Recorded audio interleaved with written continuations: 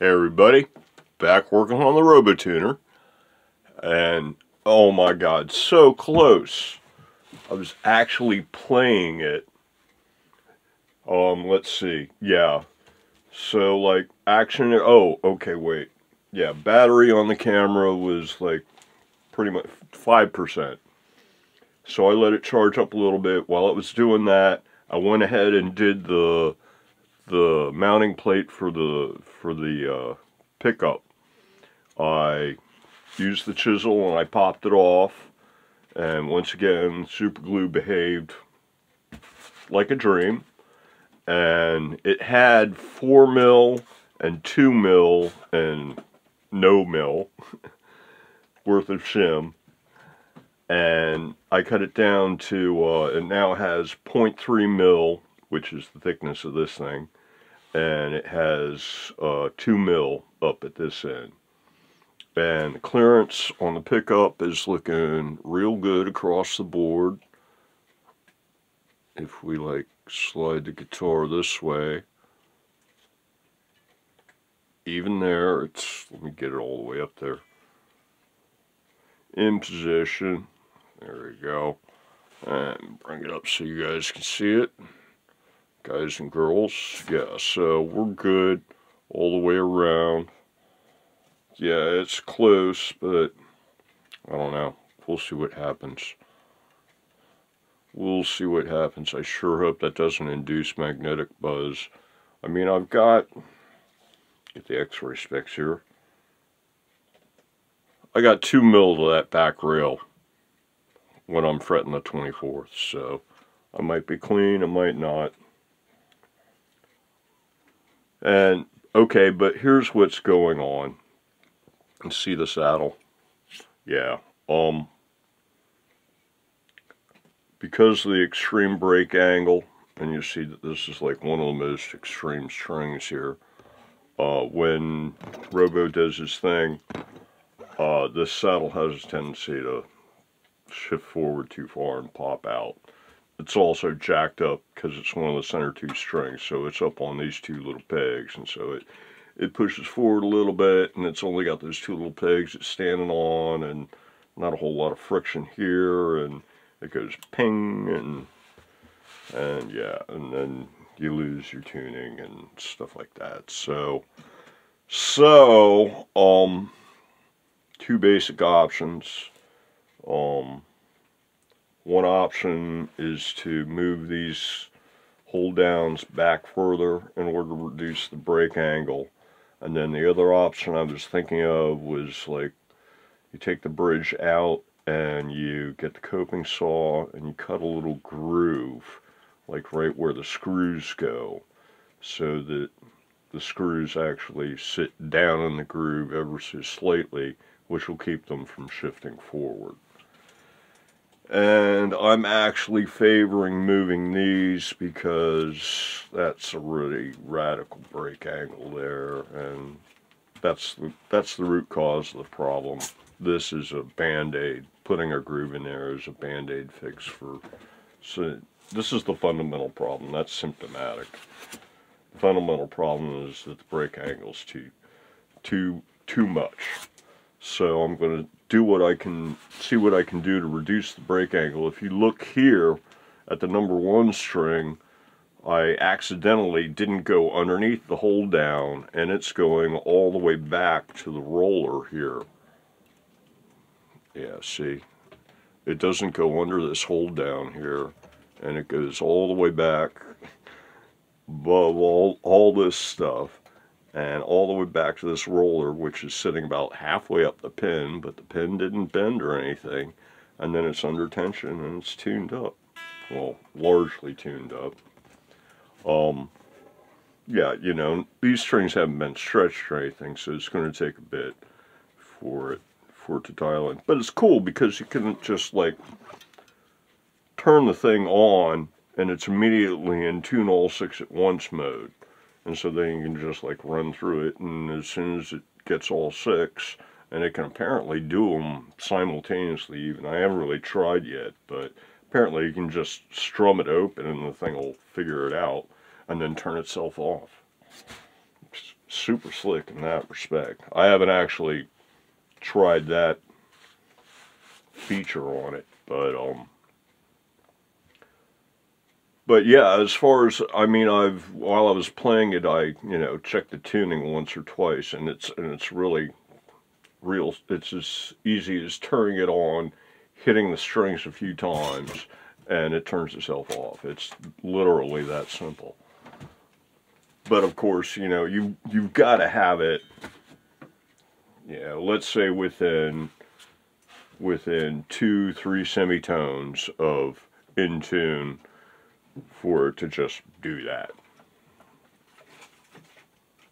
You can be, like I said, I've had it pull stuff from what I wasn't actually counting, but it was probably 6 or 8 semitones, something like that, on these lower strings. And it does a good job. It does 3 or 4 semitones on these upper strings, it seems to. But you've got to have it close. You can't have it like just floppy, go blah, blah, blah, and it'll go, oh yeah, that's an E. So, but anyway, yeah, so it looks like I need to move these guys back and maybe do some of this kind of stuff where that's really where it needs to be, is, assuming that I can still get a good string feed here at the tuning peg. It really needs to be more of a long run kind of arch top break angle here for this kind of a bridge. So, especially since I had to add more height to this bridge. So, that just made the situation worse. But it was, unavoidable because you've got this tall pickup. So, tall pickup and short neck. So basically the whole geometry of everything from the neck all the way up to about here had to be kind of jacked this way in order to accommodate this pickup underneath it. And because of that, we've ended up with this really, really steep break angle. And so it's time to do something about that.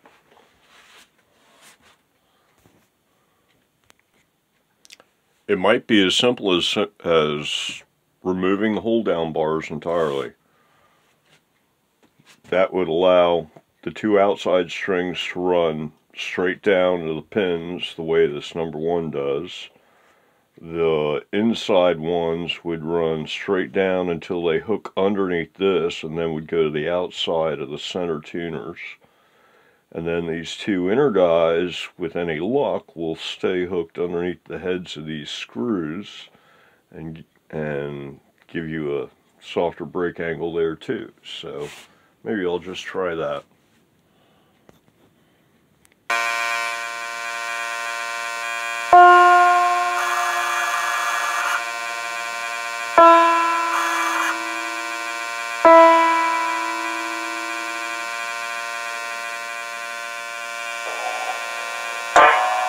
Uh-oh.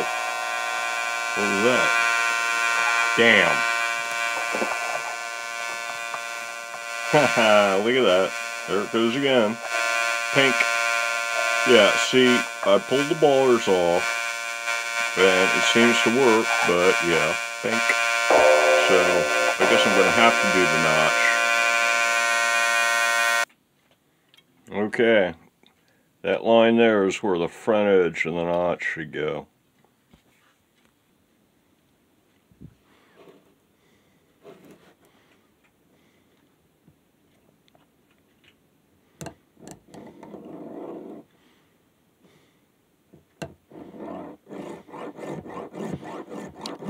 Looks like ebony, doesn't it? It's actually pickguard material.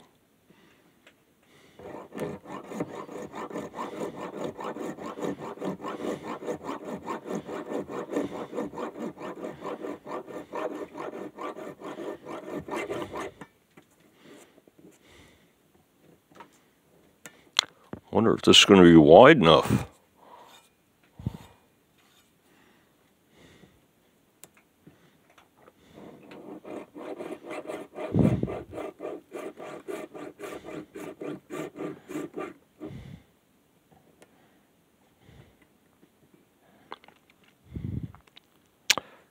2 cuts that meet at the center might be the way to go.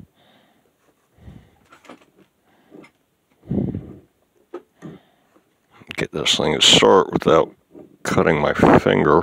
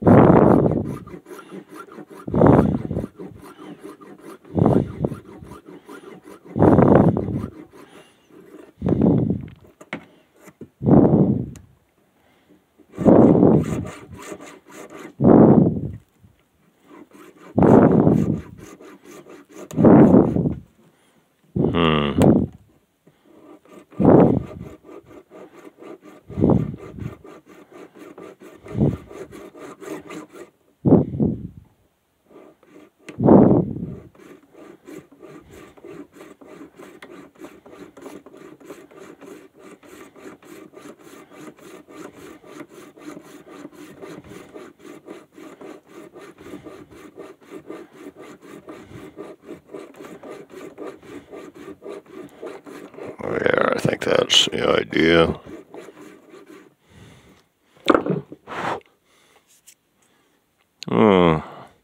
Little notch. Not too deep. A little under, yeah, let's call it 1/2 mil deep. Hopefully that'll be wide enough to catch the bottom of the saddle screws. At least it'll catch the 4 that have the screws down, and I can always turn the screws down ever so slightly on the end ones, so see what happens. It doesn't seem to be enough to really hold these. That one's kind of catching, but that's the problem one. Yeah, it needs to be wider. It's not as wide as the screws right now, so. And it's not like they have little pointy ends on them or anything. Yeah, they're just flat pretty much. So yeah, I'm gonna file that out a little bit on the back edge. I think that way it'll be like a ramp down and then a little stop wall kind of a thing. For the profile on the notch here, have it come in this way and then have that front edge of that notch. So yeah, a little quality time with the files. I'll be back. Okay, this is the kind of thing we want. We got us a little ramp going down and then a ledge to stop it, and it's wide enough that that the saddle screws will fit down in this groove easily. So that should be the end of stuff sliding around. Looks kind of pretty. Oh, the way I did it. Yeah, I took the Shinto and I took the fine side and I just laid it against it and kept running it back and forth until I got just the right kind of angle going on it and just deep enough. So let's see how that works. Oh, this is sweet. They're all locking into position.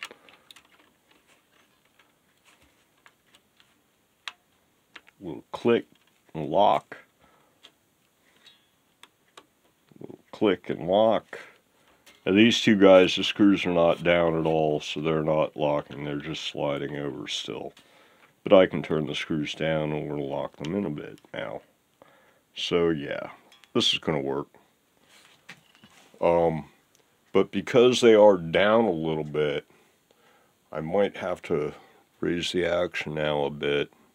Have to wait and see. Everything's wait and see, right?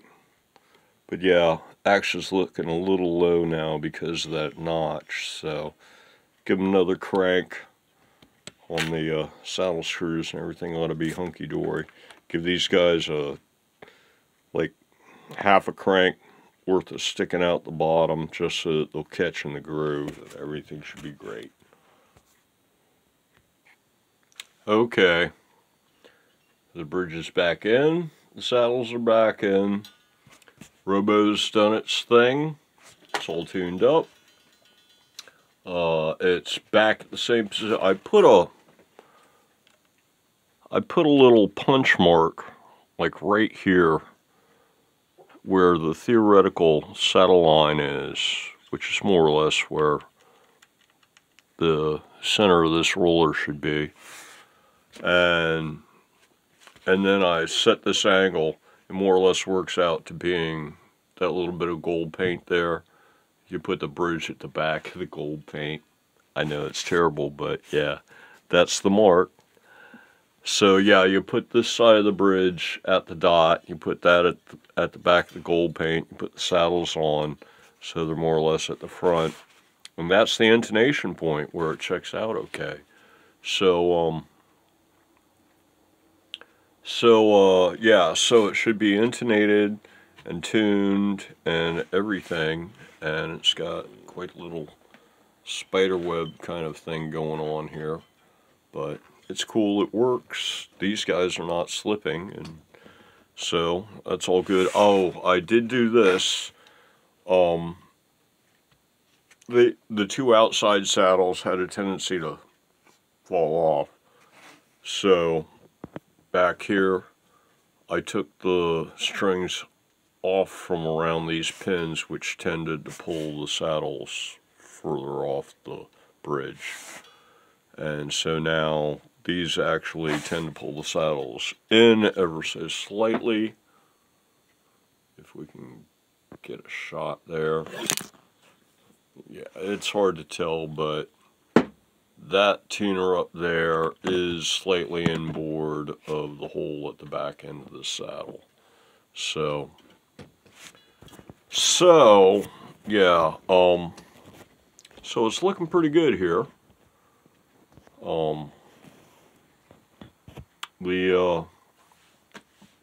Let me see what's left. So it's tuned, it's intonated, the brake angle behind the saddle is okay, the saddles are staying put now. I set the action again, and action's good. The pickup clearance is good at both ends now, so everything seems to be working, and it should be more or less tuned up here. Let's run Robo through its thing once. Come here, Robo.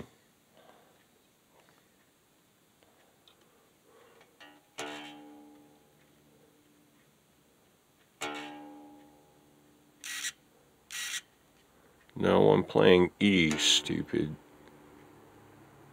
Perhaps this is why people didn't like RoboTuner.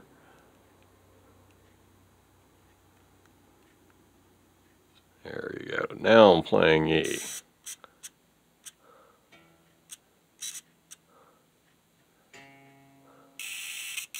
Helps if you pluck the right string.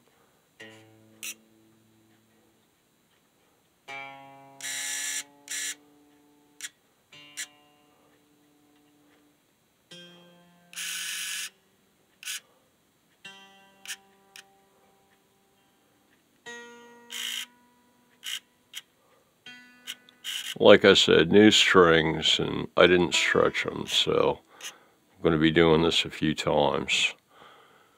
And got a buzz from somewhere. It's not the guitar, it's probably the chord. Let me find a better chord. Chord makes all the difference.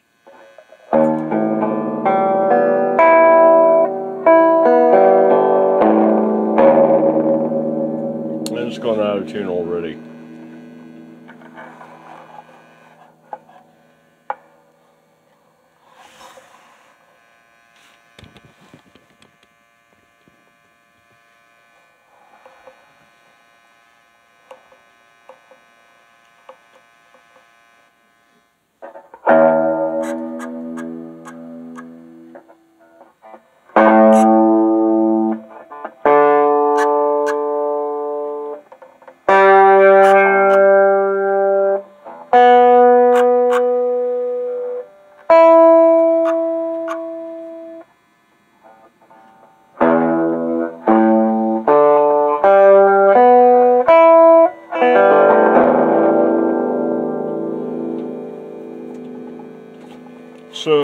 like I said, I was actually playing it there for a minute.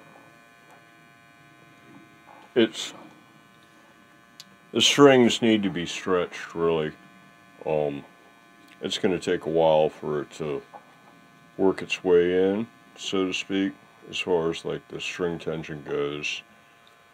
And yeah, other than that, let me I guess run through a couple chords here right quick. I still haven't quite figured out where it's safe to grab this thing. I guess it's more or less anywhere, except for by the pickup wire.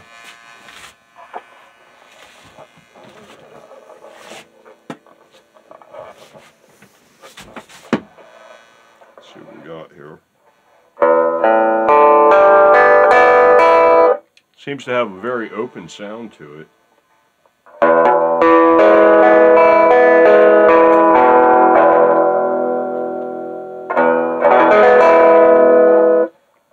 That's the neck. We slide up to the bridge.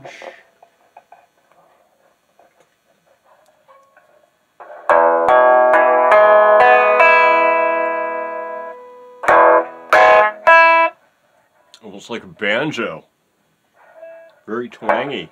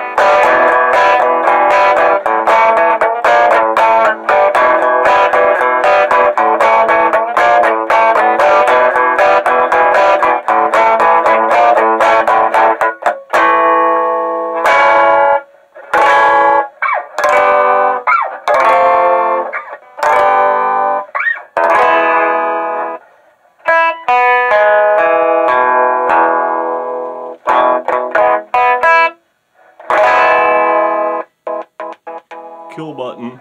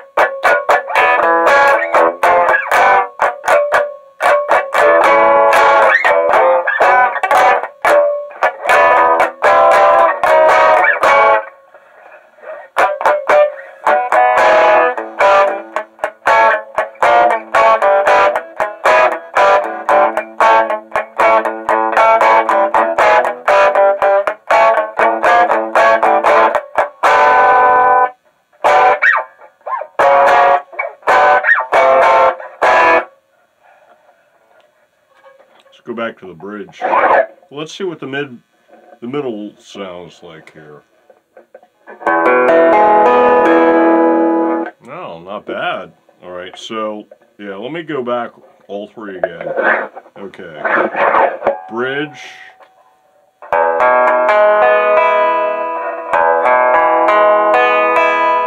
Oh my God, twangy. Middle.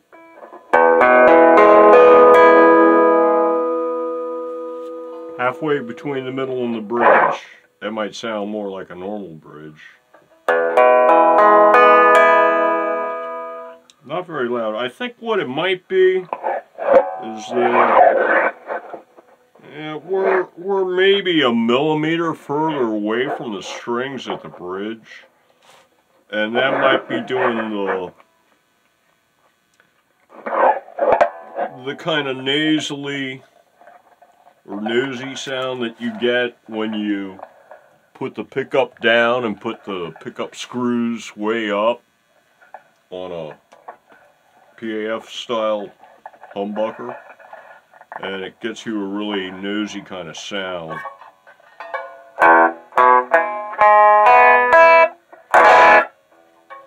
kind of like that. Move it back a little. Now we're getting a little more bottom end. Wow, you can tilt it too. Let me try tilting it here. This is like at a 45 up at the bridge.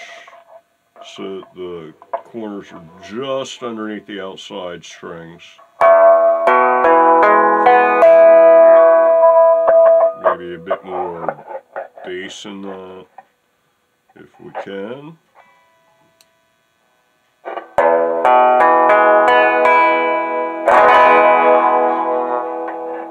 little more treble.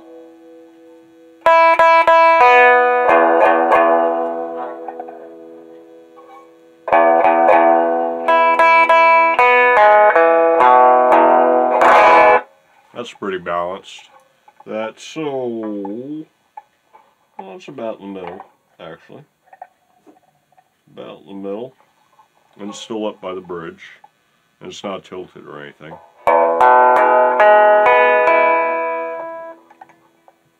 Tilt it ever so slightly, like bass to treble. Seems to improve the tone. That was about 20 degrees. This is 45. Slide it towards the bass a little more. Definitely sounded better around 20 degrees. Anyway, okay, and here's the neck. Very full and growly. Middle again. The middle. And the neck again.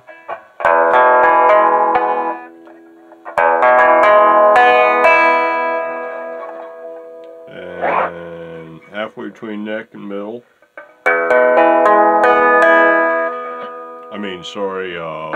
Middle and bridge. And this is halfway between neck and middle. So yeah, wide range of tones actually. Pretty cool. With this sliding pickup thing going on here. And then let's see, this is in the middle, tilted diagonally towards the treble side.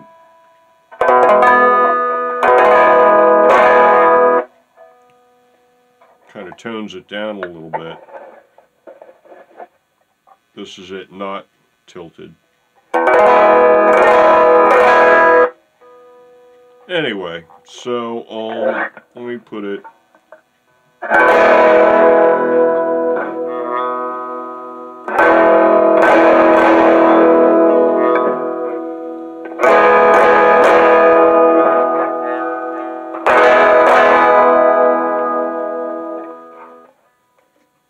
That's just a little on the bridge side of the middle position. That seems to be an okay tone.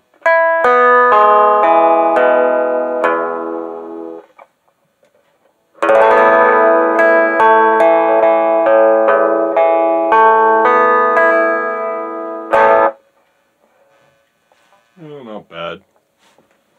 Turn the tune up on this a little bit.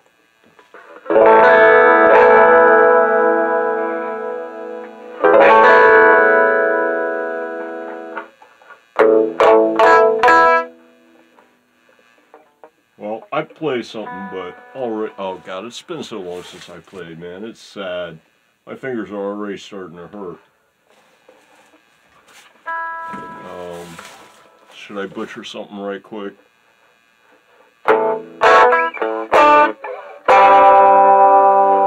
Nah. I'm not going to butcher something right quick. That's a long song. My hands would really hurt by the end.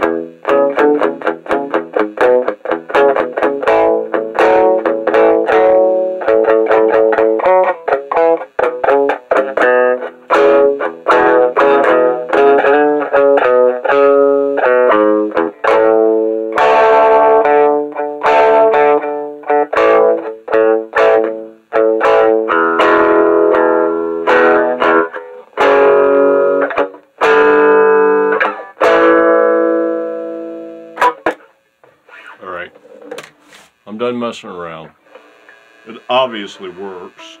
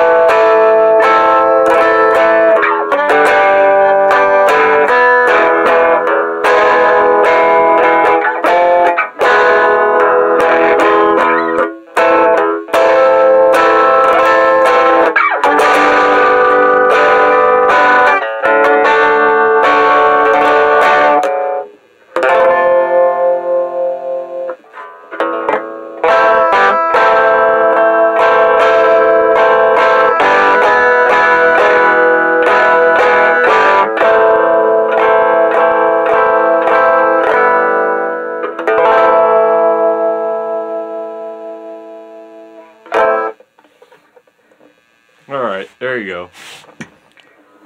I actually played a song on it. Okay, so, shoot, I guess it's done. I gotta put the strap on it still. So, yeah. Okay. How long is this video? Oh shoot, half an hour. Okay. Yeah, as I recall, the bar was already tapped and drilled for a strap. No, that was a different build. So yeah, tap and drill the bar for a strap, and then the other end of the strap would go like here, or probably on the back. Get this in frame. Come here, back. Where'd the back go? Yeah, there's the back. Yeah, probably go on the back here. There's going to be more space for the strap button than on the end where it interfered with this plug. So, microphonic. Is that the pickup? Gotta be. So, yeah. It's the only microphone on it. So, yeah. I guess we can call it done. I'd say, by and large, it seems like the Robo tuner is finally completed.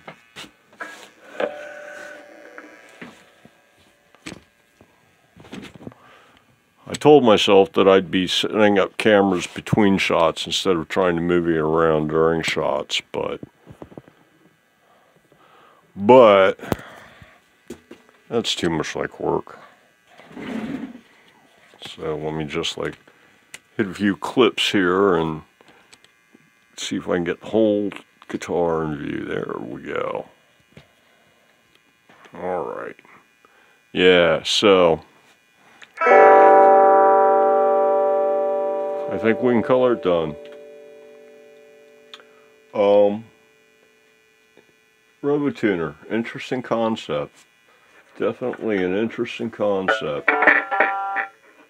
As far as like the whole automatic thing goes.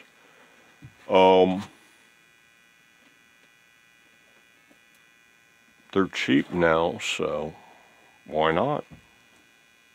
You know, the only downside I saw was that because of the fact that I'm building a thing and it's not a standard traditional guitar, I had to do a lot of back and forth with bringing it up to tune, with tuning it, and then slacking off the strings in order to mess with the neck and stuff.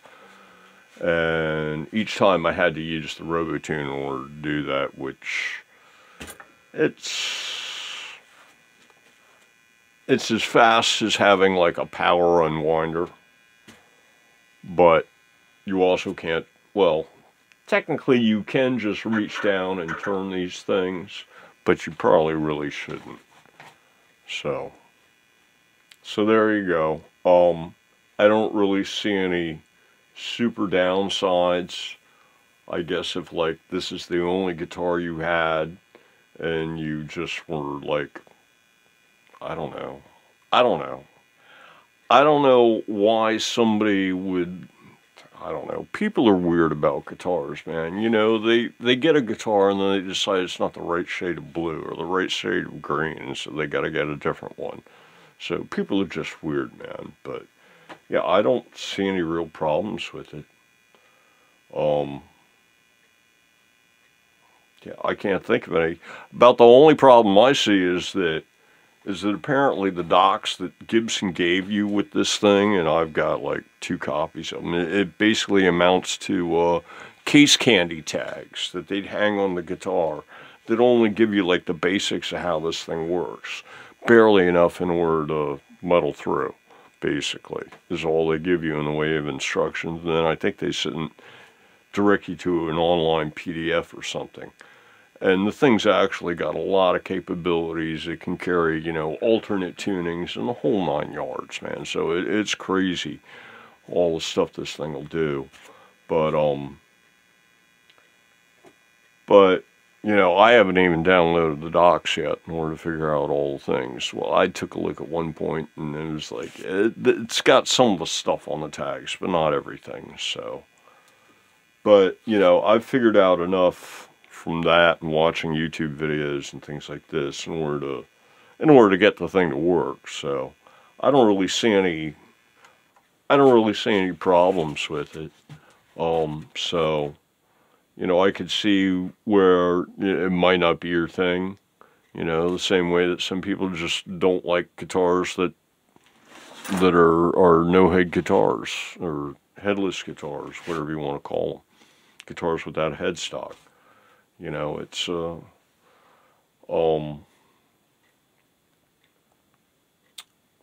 okay.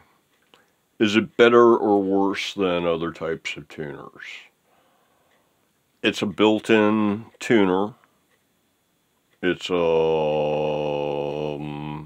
power winder unwinder built in, and it's an auto tuner, so it's got a lot going for it. On the downside, once you get the whole kit and caboodle, it's like around a C note or more, even these days, like used and stuff, probably. So so the cost is non-trivial, you know, considering that you can get a set of baseline tuners for like $10. So the cost is non-trivial. And, you know, if you've already got a tuner and you've already got a guitar that's got, you know, tuners on it, then yeah, it comes down to, you know, okay, so is it something you need? Is it something that's nice? Or is it something that's just bling? Well, this definitely falls into the nice and the bling category. It's nice because it has all those features of auto-tuning and auto-unwinding and stuff like that, power unwinding and that kind of stuff. And obviously it's bling because it's high-tech and has cool lights and stuff like that. So yeah, 100 and I guess, you know, for the whole kit and caboodle, everything online, used, I'm guessing in the 100 to 150 range, and you'd be good to go. And that'd get you, you know, a battery, a charger, or a plate, a set of tuners. everything. And you could get your own, or you can just, you know, go to the website. I've been seeing ads online already, you know, Amazon marketing and so on and so forth have tracked me down.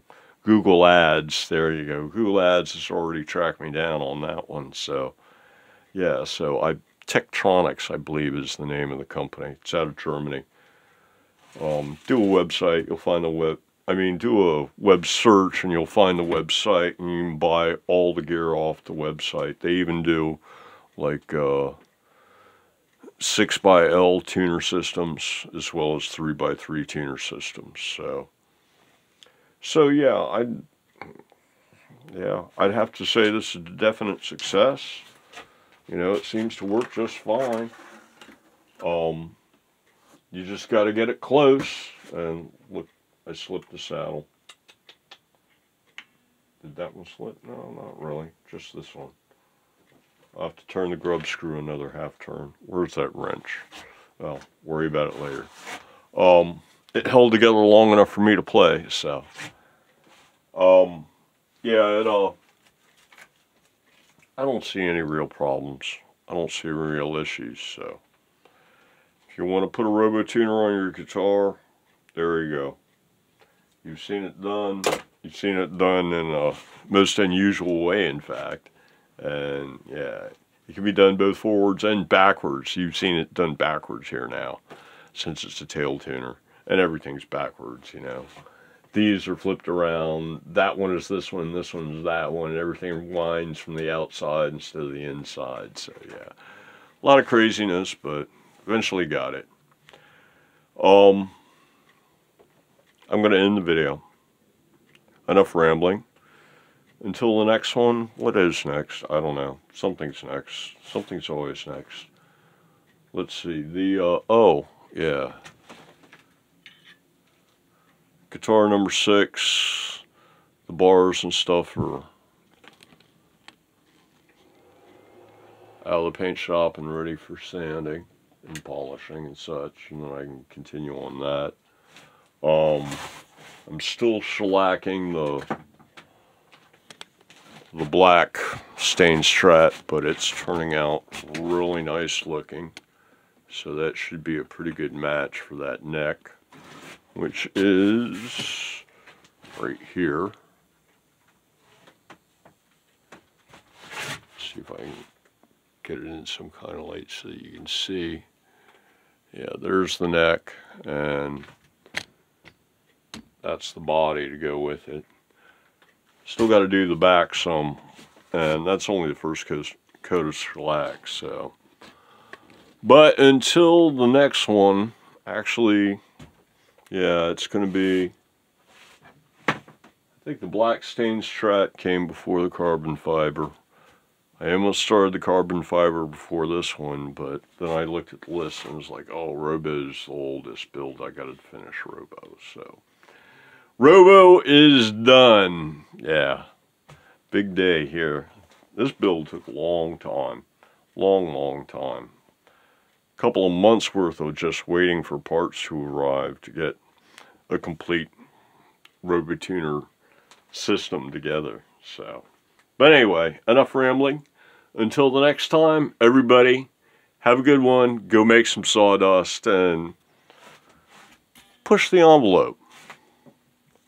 I dare ya. See you later.